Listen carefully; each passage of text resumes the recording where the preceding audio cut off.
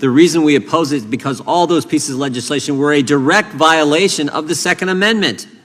The right to keep and bear arms shall not be infringed.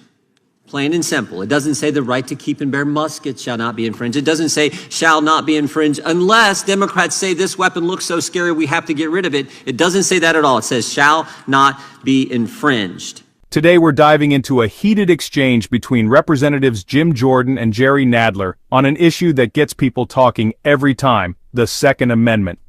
Now, we all know how polarizing gun rights can be, and this latest clash really highlights the tension between Democrats and Republicans over firearms legislation.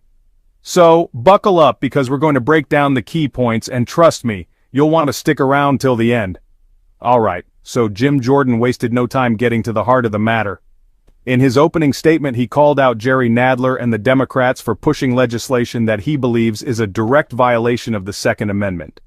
Thank you, Mr. Chairman. I think in your opening statement you used the phrase Republicans opposed it, I think 7 times if I counted accurately. The reason we oppose it is because all those pieces of legislation were a direct violation of the Second Amendment.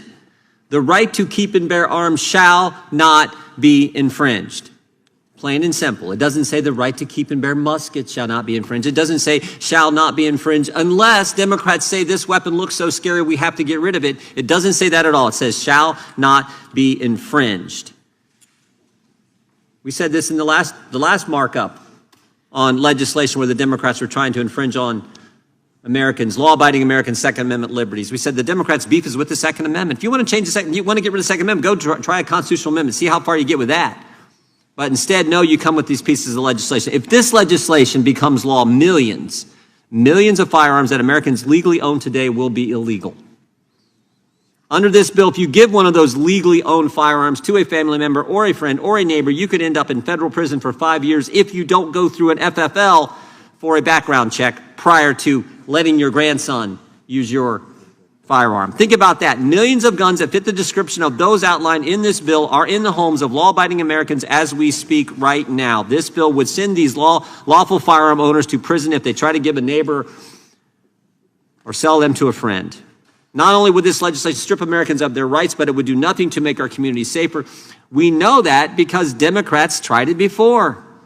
They tried it with the, quote, assault weapons ban in 1994. And guess what? That ban was found to be ineffective in reducing violent crime. So, there you have it. A passionate defense from Jim Jordan on why he believes this legislation is a threat to the Second Amendment and to law-abiding citizens across the country. The debate between gun rights and gun control is not going away anytime soon, but Jordan's message is clear. This law is dangerous, unconstitutional, and won't make us safer. What do you think? Should we be focusing on different ways to reduce gun violence, or is protecting the Second Amendment more important now than ever? Let me know your thoughts down in the comments. And, as always, don't forget to like, share, and hit that subscribe button if you want to see more in-depth breakdowns like this one. Thanks for watching, and I'll see you in the next video.